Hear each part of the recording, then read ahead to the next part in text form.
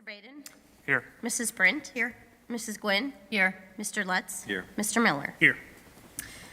Thank you. Would you rise and join me in the Pledge of Allegiance? I pledge allegiance to the flag of the United States of America and to the republic for which it stands, one nation, under God, indivisible, with liberty and justice for all. All righty. The first item on our agenda is to approve the minutes of the July 10th meeting. If everyone's had an opportunity to read those and there are no comments, I need a I move motion to approve. Kyle? And a second, please. I'll second. Troy. And Carrie, would you please call roll? Mr. Baden? Yes. Mrs. Brent? Yes. Mrs. Gwynn? Yes. Mr. Lutz? Yes. Mr. Miller? Yes. All righty. Treasurer's report and financial information. Carrie? Thank you. First item on the agenda this morning is to approve the financial reports for July 2023. Also under the financials, you'll notice we are approving the annual commercial paper and bankers acceptance report from July 1 to June 30th of '23.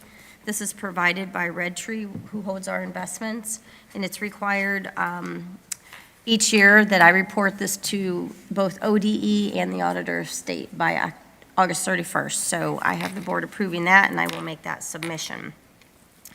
Item B on the agenda is to approve the donation as listed. We are always very appreciative of any and all donations.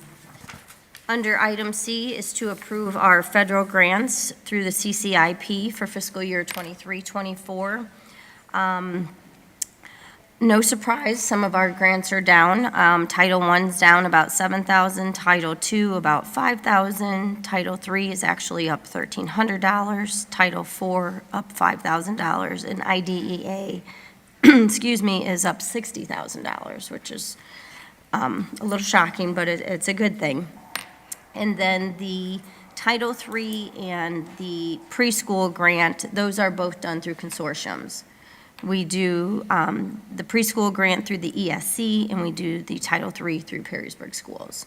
So basically, we pool our funds. I mean, we still get our share, but we pool with them, so they serve as a fiscal agent. So the list for our grants that we're approving is shorter, as you can see, with the ESSER funds slowly fading off the books, but this is for fiscal year. Oh, I just realized there's one other one, the targeted assistance. We can approve that next month. It's a new one that was approved, or we received, and I forgot to put that on there. I do apologize. And then under item D is, I recommend that the board reject the security bids from the bid open on Tuesday, July 25th for our safety grant that we got from the auditor, or the governor. Yes, Hutter Department of Education. Yeah, basically, through, is where it's going. yeah, it's through the Ohio, I can't think, the OFCC. Yeah. Oh, I can't think of the name of everything, I can just think of the acronym.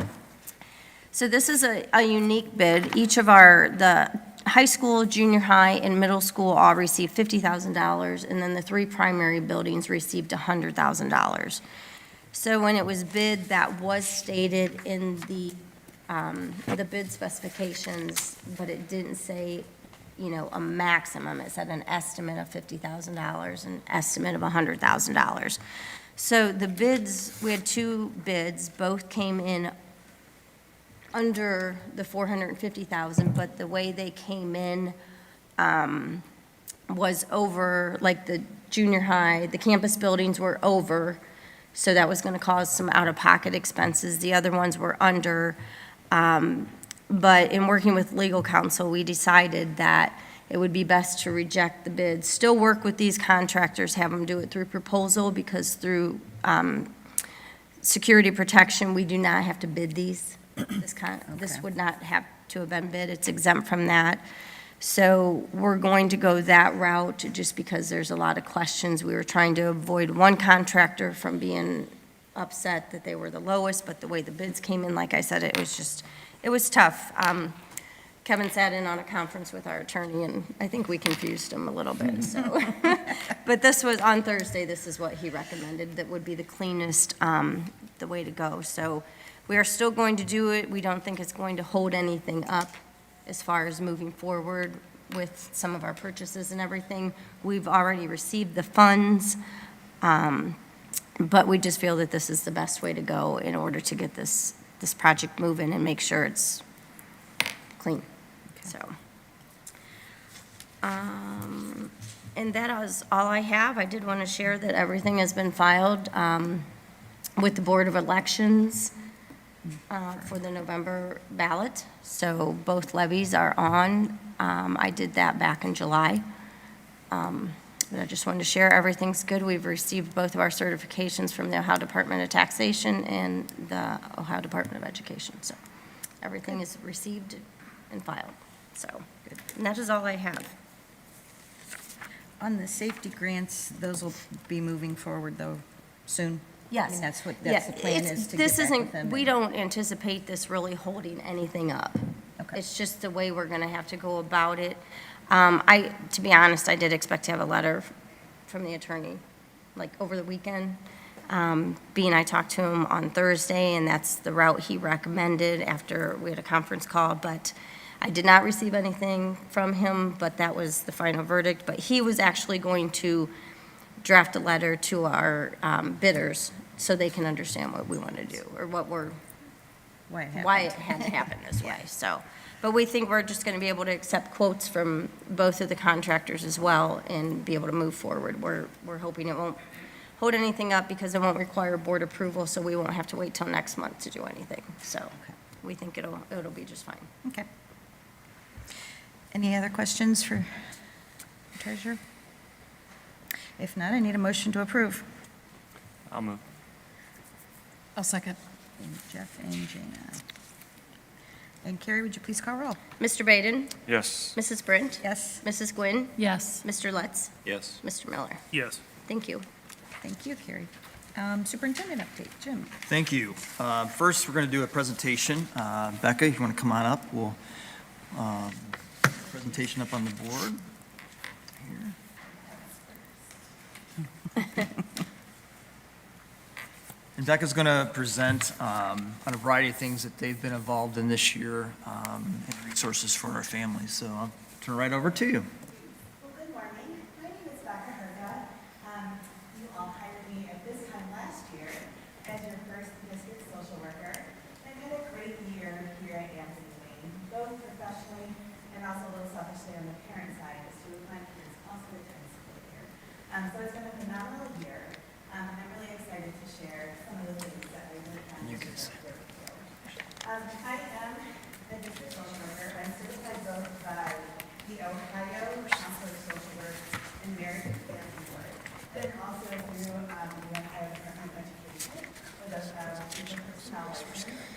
And I love that we live just close enough in Ann Arbor for me to be able to say that I went to Michigan and go. Some of you over here.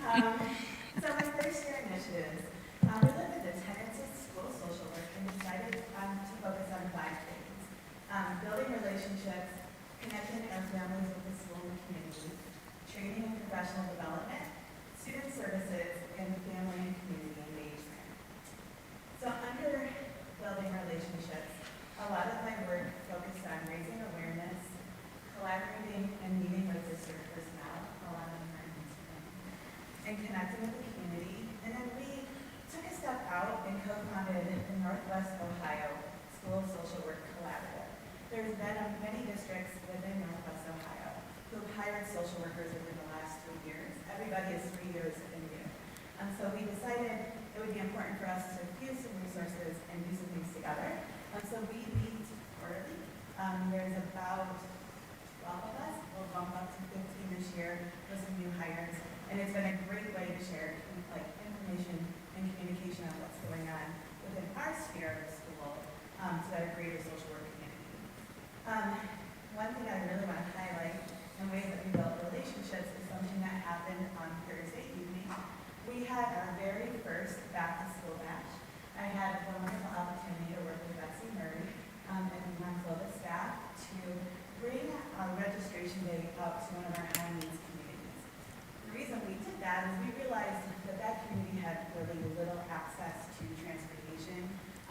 had a car, a lot of them only have one car.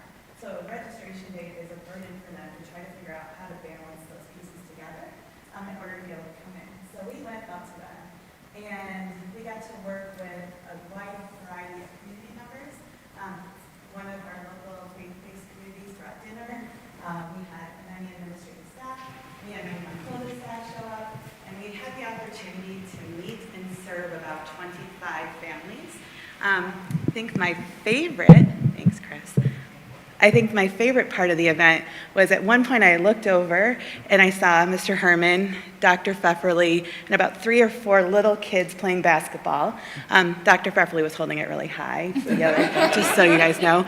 And a grandmother that lives within the community joined them and was playing. It was a beautiful night of being able to work together with our community. In the spring, one of our high school classes, the community engagement class with Dr. Zemansky, collected used general's gear for us.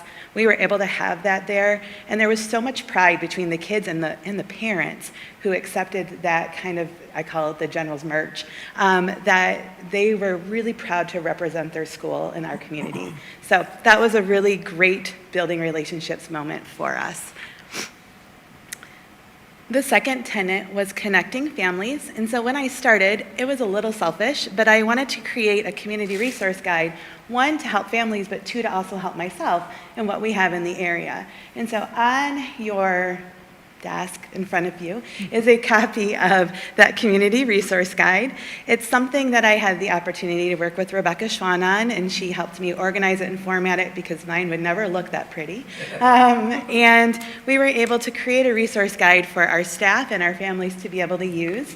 It covers a wide variety of things, your basic needs all the way to where to find mental health providers and where to find different things in our area for our high needs and high risk families. We updated this guide, and it's also something that the Northwest Collaborative works on. So we update it every meeting. Every school district kind of brings their copy, and if somebody knows something that we don't, we're able to share it there. The third thing that we worked on was professional development, and I had the opportunity to participate in professional development both within our district level and also outside of our district level. Within our district level, in the spring, I had the opportunity to collaborate with one of our occupational therapists, Julie Pomerantz, and with our student support supervisors, Angela Gardner and Jen Carl Thompson, to provide a day-long training for our special education support staff. We had a ton of fun, and we worked on things related to trauma-informed care, and then we made a make it or take it at the end of it. So we created tools so that they had a toolkit to bring back with them to their classroom. Different sensory items, different ways that they could support their students in moments where they were dysregulated and help to bring them to be re-regulated within the classroom setting so that we weren't losing valuable educational time by going out in the hallway or having to go somewhere different. The other kind of wider scope that I was able to participate in was something called Sources of Strength. We have a House bill coming up in the state of Ohio, House Bill 123, and it mandates that the schools provide suicide prevention support and training to students from grades 6 to 12. And Sources of Strength is the preferred DOE curriculum. So I was able to participate in a training with that, and we will be working on it within Fallen Timbers and the 3 primary schools this year on how to help our students with suicide prevention. What I really like about Sources of Strength, at no point does it mention suicide. It's all strength-based. So it's finding your strengths within your community, which fits beautifully within Anthony Wayne. So student services is the next area that I was able to work on pretty intensively this year. And that was a lot through our students who are identified under IDEA, or special education. I worked with this particular student, and I wanted to share her story with you. She's a student who came to us out of a group home. She's involved in many systems, including foster care, Department of Juvenile Justice. She's also a student identified under special education, and she struggled quite a bit, and it was a really hard transition for her. And so I had the ability to work with the high school team on how to create a behavior management plan that was incredibly unique just for her. One of those things included she has a lot of extra kind of pent-up anger, so in the morning she would go, I think I see the person here she would go with. Yep. And they almost had a workout session in the morning where she would walk on the treadmill. She would do different activities that would help regulate her. I worked with our occupational therapist so that we would combine and do a joint session with her to teach her some of those regulation skills. And then that translated into advocating for her when we would have these large meetings of her providers and her foster care workers, their educational consultants, to try to help her remain here in our school and remain successful as a student. Part of the process was her grandmother gave up her parental rights during that time, so then it was working with our staff to really educate what that looks like for her and how to help her move through that process. When she spoke with her judge and he asked her, where does she feel the safest? She said she feels the safest at Anthony Wayne High School. So the staff is a huge testament of why she is able to move forward and be successful, and I was really glad that I could support and be a part of that. So family and community engagement might be my favorite part of my job because it's a really great way to reach out to our families here in Anthony Wayne and really connect with them in a way that I think my role is unique in doing. I don't have a classroom, so I'm able to go out on home visits. I am able to go meet members of our community where they're at when they need me to be there. And it's really a fulfilling, rewarding part of my job. A couple examples of how that works is we had a high school senior who emancipated from foster care and then subsequently moved back with his biological mother within one of our motel settings in Springfield this school year. He is an amazing individual and incredibly resilient, but it's not really very easy when you don't have a car and you don't have a license and neither do your guardians to get back and forth to school. So we were able to work with high school administration and transportation who were phenomenal in helping that student get back and forth to school. But there were some days that he could not. And so part of what we were able to do was go and help facilitate picking him up, bringing him back. And even on his graduation day, we were able to support him. We were able to get him an Uber card, and so he was able to get there with his family. We waited to the last second. He was ready to go. We got the call he was on his way. I jumped in my car to leave, and then I got the call that his Uber car got a flat tire. And we were like, oh my gosh, this poor kid. So he dropped a pin. Angela Gardner and I were able to swing back around, find him on 475. I might have driven a little fast, but we made it all the way to Bowling Green. And he is the first person in his family to graduate from high school.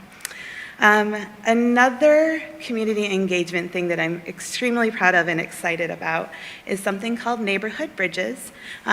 Neighborhood Bridges is a platform where we are able to submit needs, we're called advocates, to our greater community in order to gain support for things that our students might need.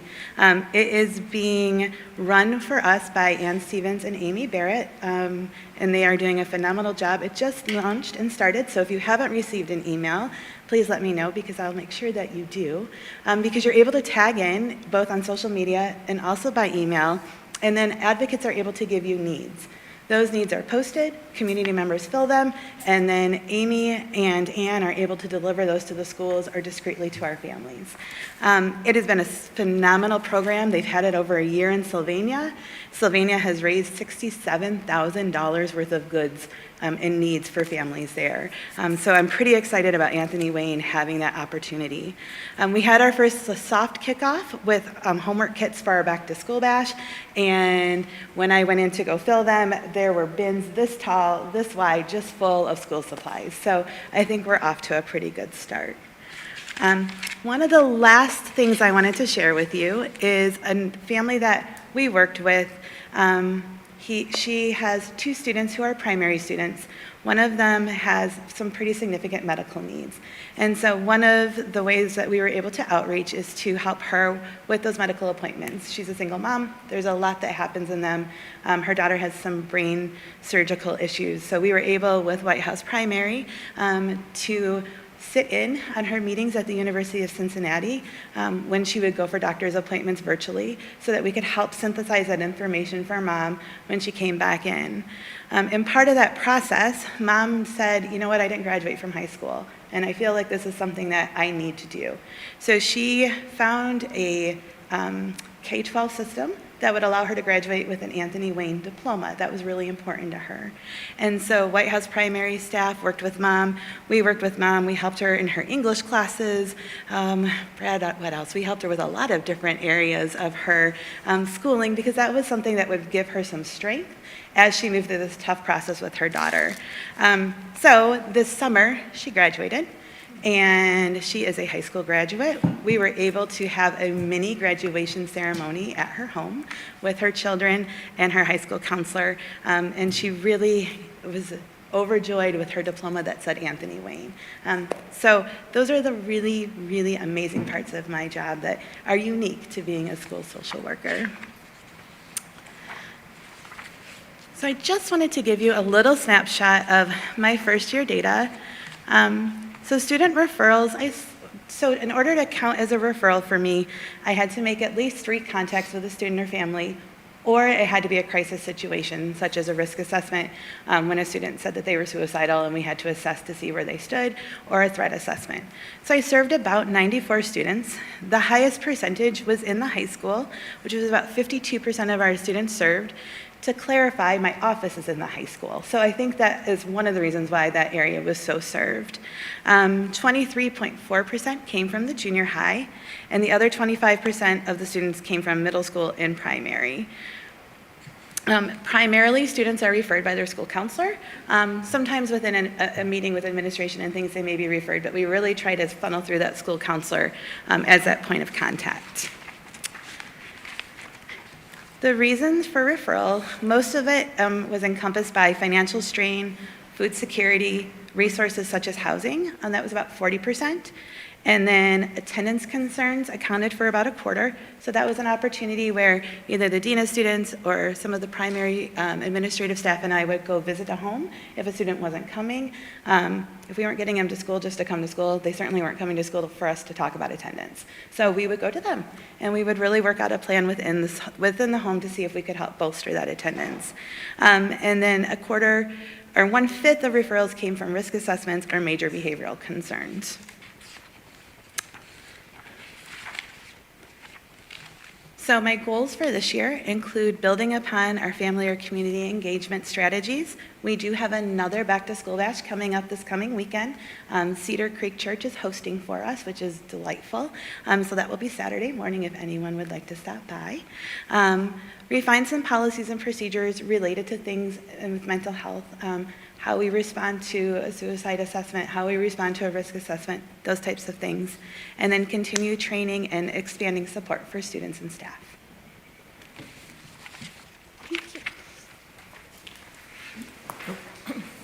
That was fantastic. Thank you. Yeah, Thank you. Thank you.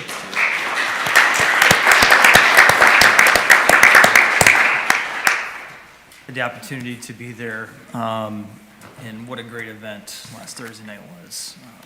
And can't thank my Clovis staff enough, and Betsy and you as well, to organize that and put that on. Just a great event. I also want to, part of what we've been able to do through Becca and the services she provides is, there are families who have a variety of needs. It could be a hot water heater. I heard that story where we helped a family, who, you need hot water to take showers and so forth and baths. And just those types of things, right, that we are able to connect resources with families and meet those basic needs that they need before they come to school and while they're at home. So ultimately, we can't thank you enough for organizing all of that and working with our staff and working with our students especially.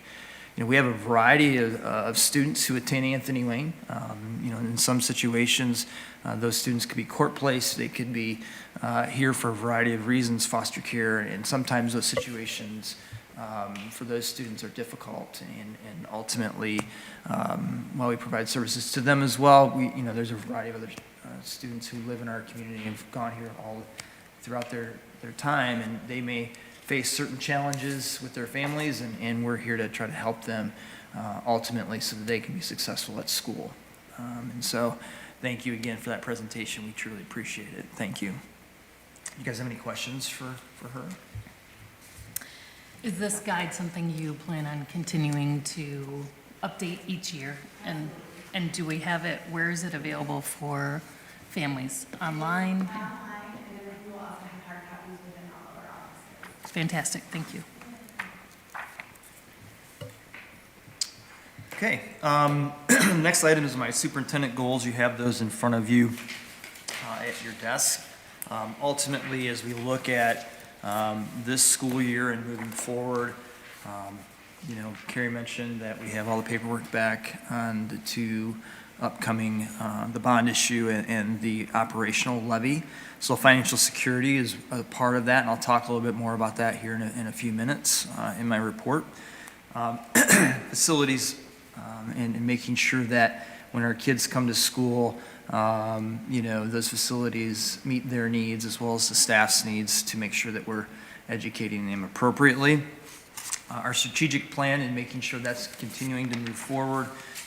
As we talked within our administrative meeting last week, instructional, I would say engagement is going to be one of the major topics this year that we're having conversations about and moving that forward collaboratively with our staff. When we look at making sure that our students are future ready, there's a variety of things that go into that. But also working with our administrators and our staff to provide our students with experiences, looking at new ways to do that, whether that be at the high school, which is primarily where we really get into that and work with our students, but ultimately all across our district. And then providing the foundational elements so that kids can be successful, and that's part of what we just talked about, right? And culture and climate, and making sure that our students have their basic needs met when they're here at school and at home. Hopefully, we can work with our families to do that, so that when we're providing that instruction, that they can be successful and learn that information. And then obviously, continuously, we're going to focus on communications and making sure that we can provide as much information as possible and find ways to have two-way communication with our community. We're all busy, and so we continuously are looking at ways to modify what we do to make sure that people are getting the information they need and they want in ways that they want it. And I can't thank Rebecca enough for the work that she's done over this last year too, to modify our website, to provide consistent communications across the district. Remind us that we need to be succinct in our communications, and so we'll continue to refine what we do and move that forward. Enrollment right now, and this is I'll call it, I don't want to say sketchy number, but when we're beginning of August, what happens is we get all these requests for records. A student may have moved out of state, they maybe moved to a different part of Ohio, or we're all of a sudden getting these new students that we did not know were coming, right? Because they moved into the district, or those types of things. And so we're at 4412. That's this time in May. That's about 20 students less than we had in May. I would say that's primarily due to kindergarten enrollment right now is lower than expected. So we'll see where that goes. I would expect that, as I always provide you a September enrollment, and that's, second week or so in September, we kind of get a better idea of where we're going to be because we've already started the school year. We'll have those last-second registrations, the students who just show up on the first day who didn't register, from the returning registration, a new registration, all of those things are kind of taken care of. And then you also have some districts that don't start until after Labor Day, you know, so we get all those records requests and we can kind of work through all of those things moving forward. But I would suspect that that number is going to be somewhere in that general ballpark of just over 4,400 students moving forward. Start of the school year, obviously 10 days away. Hard to believe, but it's here. So that Thursday, the 17th, we're excited for that to happen. You know, next week we have Teacher Work Day. Tuesday is Professional Development Day. There's a kind of a day off there where our staff will be, I'm sure, in their classrooms and working, and all of our administrators will be in the buildings. And then that Thursday is the first day, technically, of school. I will stress emphatically, as I'll talk about a little bit later as well, we need bus drivers. And we had four over the summer, but 2 the last couple of weeks that are leaving us, not because they're taking other bus driving jobs in other places. I think we had a second retirement, somebody moving out of the area. Those types of things are what's driving that. We currently have one more route than we do a bus driver. We're short one bus driver right now for a route, which we'll fill in until we can get to that, but yes. Yes. So that doesn't do much for accounting for sick days and days off and those types of things. And so we'll continuously work on that, but this is something that you've heard me say this for 2 years now, that districts across the nation are facing this issue. There was a little bit of flexibility where we can transport some parochial students as long as it fits the numbers within vans. Problem with that is that's a 6-month out purchase, unless you can find a used one, but it has to meet the requirements of bus transportation. So we're looking at those potential options. But, you know, bus drivers are unique because of that CDL requirement and the training they have to go through. But we'll continuously work to try to fill those positions and move that forward. But I can't thank the transportation staff enough for the work that they do. Tammy is excellent in knowing exactly where, you know, each address is in our district. You name an address, she's going to tell you right where it's at and know all the intricacies of that transportation route, and does a fabulous job. So they're working through all of that and trying to move that forward. But there may be times where, especially in our extracurriculars and athletics, where we're unable to transport or it's going to be delayed. And that's just where we're at. And the bus routes were uploaded this weekend, so the information is on in the system. The one thing to know, and Tammy would be here right now because that was all taken care of. Over the weekend, they received nearly 100 changes to routes that people had sent in and said, "Oh, I need a change in pickup. I need a change." So she's working on that currently. But if people get on right now, unless they've been some of those that have made those changes over the weekend, the information's there. Yeah, I looked through all those. That's a lot. It is. You know, we travel over 3,000 miles every day on our buses. 77 square miles is a lot. And so it's a process. So. Is there any other districts in the country that are doing something unique that's allowing them to, I don't know, I can't imagine what it would be. A lot of districts, actually, I know that we have a neighboring district that's 4 routes short. I think that's somewhat common, that people are just trying to Band-Aid things right now. There's a limit on that. I mean, eventually it's been a trend. Yeah, it's a statewide issue. I was on the BAD seminar last week, which is Budget and Analysis Discussion. It's called BAD, though. Right. And it's a statewide thing. I mean, we It's have all over like the country. 6,000 less bus drivers right now than we did at this time last year. So all districts are facing this Right, issue. But right. we don't want it to be us, but unfortunately it is. Yeah.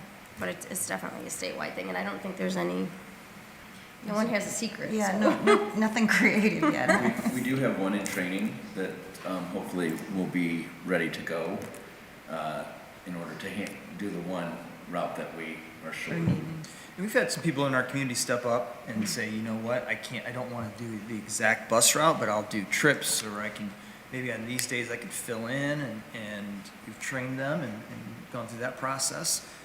So we appreciate that. And so if anybody is out there listening today, anybody in the crowd today wants to be a bus driver, we're more than willing to have those discussions. And it may not be a full route, but we can try to work as much as possible to get that done. You know, the other area is special education aides. I know we have open positions still for that, and the substitute employees. You know, we have roughly around 500 overall employees, mostly part-time employees, but that creates a situation where we may have, you know, 20 to 40 employees out during a day, and some of those people will need substitutes to fill in for them. And so ultimately, if there's people out there that have time in their schedules and want to do that, we would appreciate that as well. And so as we move forward, I think we have a school psychologist position through the ESC right now that's not filled, but everything else is filled at this time. Okay, as I said, 10 days away, and our operations staff, I can't thank them enough for the work that they did over the summer to get our buildings ready. That continues, especially at Waterville. We had, you know, the summer program, and we had some different summer programs, whether it be summer school or the STEM stuff, and you know, that delays things, right? And so trying to get things moved around and cleaned and all of that, they did a phenomenal job this summer, and I can't thank them enough for that. As well as our staff will be in, you know, some of them have already been in, and some of them will definitely be in this week and next week to get everything ready. And so we just thank them for that as well. So there, you know what, I skipped over the bond issue and operational levy. I want to mention, on our website, we continue to put information on there. You can go to that and view specific information about what's in the bond issue, but we'll continue to modify that and adjust it as we get in questions, and people, I've had a few questions, and it's helped us understand where those are coming from, and maybe something that we missed or something that we need to clarify in that information that's out there. So we'll continue to do that. But I do want to mention one thing. Some of the questions I've been getting recently, it's not really related to us, but it is in the sense of finances and about Ed Choice scholarships. There's a lot of press that was given to that. You know, we're going to receive in the next 2 years in the state budget, we're going to receive less than $1 per day, per school day, as I've shared with you, right, for our students as an increase. We get just under $2,000 per student from the state to educate our students. And so as I share these numbers with you, I think it just kind of gives you an idea of, you know, what the mindset was and where this potentially is going as it moves forward. You know, they increased the scholarship amounts for Ed Choice. For K through 8 students, it's just over $6,000. For a high school students, it's around $8,400. What's interesting is some of the community schools also receive an additional $650 per student for curriculum materials and student programs, another $1,000 for school facilities per student. Some of them also receive another $3,000 if there's an economically disadvantaged student, as well as then those other students in those schools would receive another $2,250 per student, just for general cost. And how You much start do we totaling receive? that up, How right? much do we receive for economic You know, disadvantage? so it just gives you an idea of, now, you know, the income base, and that people have to qualify for that, but then it's adjusted down, you know, depending on what you make. And so there will be people who did not qualify before who now qualify because the income, you know, the percentage above the poverty level was increased so that more people would qualify. And so you're going to see more people using that money. Now, It's a little bit different than it was before, where that's a direct funding from the state to them versus technically coming from our funds out to them. So that's different than it was a few years ago. But it still affects us, right? Because there's only so much money in the state, right? Those are tax dollars going to community and private schools. You know, we obviously receive money that's audited every year. We have to account for every single penny that is used, not only locally, but at the state level and the federal level, that money coming in. Doesn't happen there. You know, our tax dollars are going to that, and to fulfill those costs and those commitments that the legislature has put in place, but there's no accountability for that. And just wanted to share that with you. You know, it's just when we're getting less than $1 a day per student as an increase, and you see these numbers at the funding levels that they're funding them at, it starts to make you question what's going on, right? So I just wanted to share that with you. Solar eclipse, 2024. You know, there was an article in the Toledo Blade, and I just wanted to mention, you know, some schools have already decided to either have a professional development day that day, have students at home. It's April 8th, so, you know, it's right after our spring break that we come back from. Interesting, it's in which just coincidental, it's within testing for the state assessments. But if you remember the last major solar eclipse that was kind of in Tennessee, Kentucky area, where that was the direct area where you could view just, you know, hundreds and hundreds and hundreds of thousands of people congregated into those areas to view that. You know, it's a major event. And so in that article, it talks about, you know, the Wood County is expecting, you know, almost 500,000 people just in Wood County alone coming into their county, you know, going to the hotels, being outside, you know, going along roads and looking up at night, and, you know, all these types of things, because of all the things that lead up to it and so forth. They talked about how it puts strains on gas availability, transportation. I think there was a discussion about, you know, the people that are here that are going to monitor this went down to Kentucky during that time of 5 or 6 years ago, or whatever it was, and that normal trip of 4 or 5 hours turned into 17 hours because just the volume of traffic that blocked things. And so the concern is that what's that going to look like? Because we're right in the path in Northwest Ohio. And we're going to be one of the, you know, 75 and the Turnpike here, we're going to be one of the major stops in the greater Toledo area. And so what do we do that day? And so I'm going to have a conversation with our staff and have a recommendation for it soon coming for that day. So we'll see where that goes. Just wanted to mention that to you. Any questions on any of those items before I move on? Okay. Bus routes, obviously we just talked about that, so you have those to approve moving for this next school year. We have one supplemental text that we're asking from our AP teacher to add for his AP English class as one of the books that they read. You have the educational agreements for specific students listed there. There are 4 different ones. So I'd ask that you approve those items, A through D, in one motion at this time, unless you have questions. Any questions? You said the bus route we're approving here is going to be changing.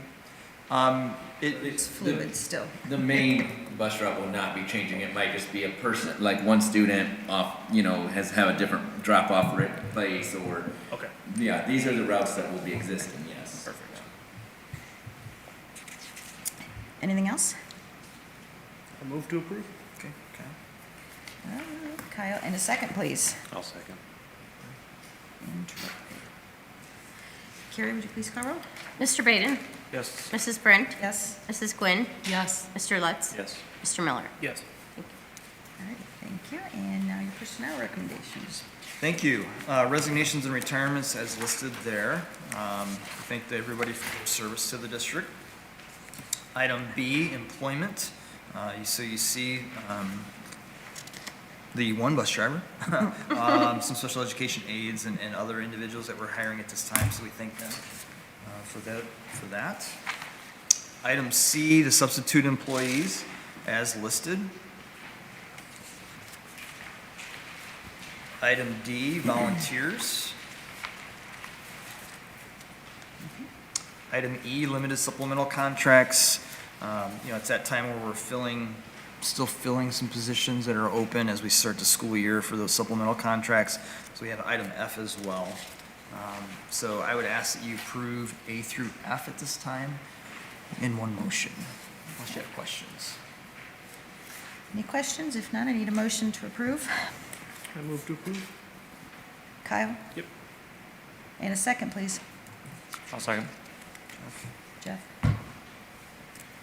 And Carrie, would you please call roll? Mr. Baden? Yes. Mrs. Brent? Yes. Mrs. Gwynn? Yes. Mr. Lutz? Yes. Mr. Miller? Yes. What's that? You want to, Oh, yeah, so one of the things we want to do is, before we move on to that next section, yes, we have Kevin and you have Brad too? Yeah. There's Brad. Come on, Brad. Brad, come on up for a second, please. So we're going to go through, at your desk, you have, as you see, there's a lot of teachers here. And so we have our new teacher orientation today, right after this program. And so I'll have the two of them talk a little bit about our new staff. You have that in front of you. Kevin, sorry.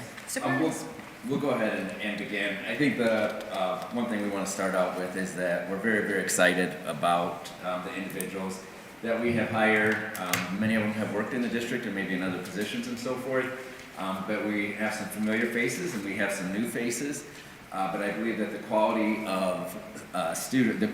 of teaching candidates was very high this year, and that we are very proud to be able to recommend these individuals to the board and to have them starting to work with our students.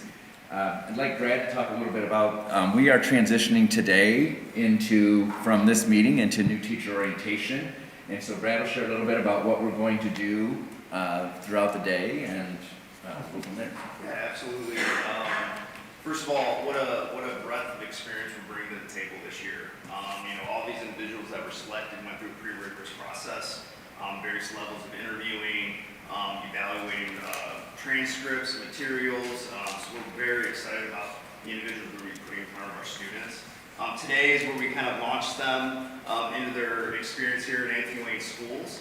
After this, we're going to transition into a new teacher orientation, where they're going to have an opportunity to hear from Dr. Fritz, Carrie Johnson, various directors.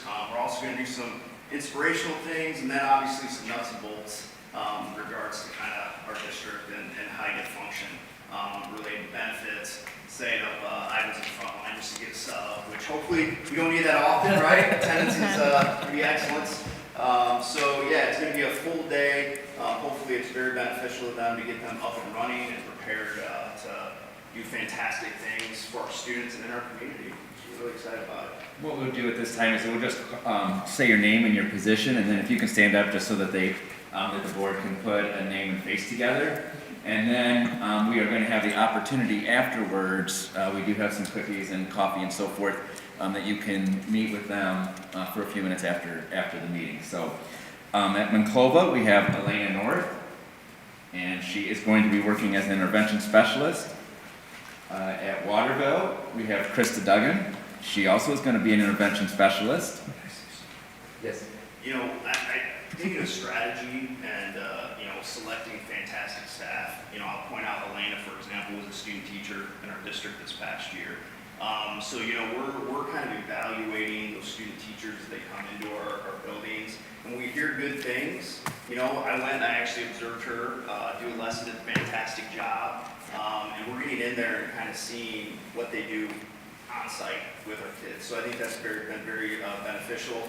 Krista Duggan has been in our district, working in various roles, has previous experience as well. So, you know, again, just to highlight, you know, we're having some opportunity to see people in action, which has been very beneficial. At White House, we have Emma Reese. She's going to be teaching 4th grade. And Rachel Swable, which is going to be a counselor for us. We have at Fallen Timbers, our new principal, Matt Smith. I believe you've all met him before, but we're very excited. Christina DeStefano is an intervention specialist. And Nicole Green is going to be an intervention specialist for us there. At the junior high, we have Ashley Gittens as an intervention coach, Taylor Nickerson as a music teacher, and Mark Richards is going to be our STEM teacher. And then at the high school, we have Chandler Adams, Erin Maloney. She's going to be an intervention specialist, and so is Chandler. Christopher Parks is going to be an intervention coach. And Craig Rutherford, we welcome Craig back, and he's going to be a math teacher this year. Again. So we're very excited. We're eager to have you be able to meet them, and looking forward to the day and the year as our new staff members coming in. And I want to thank all of you for being here today. I also want to thank Brad and Kevin for the work that they do to go through with the administrators, the process, and making sure that we have qualified candidates to fill, very qualified candidates to fill these positions. It takes us into the summer months, and you know it's a process. So we do appreciate that work that you do as well. Thank you. Thank you and welcome. Welcome. All the new staff. Yes. All right. We had no visitors that signed up to speak today, right, Kevin? All righty. And that's the end of our meeting. Then all I need now is a motion to adjourn. I move to adjourn. Kyle, in a second. I'll second. Kyle and Troy. And Carrie, would you please call roll? Mr. Braden? Yes. Mrs. Brent? Yes. Mrs. Gwynn? Yes. Lutz? Yes. Mr. Miller? Yes. All right, our next meeting was Monday, September 11th at 6:00 p.m. See you then. Thank you. Thank you.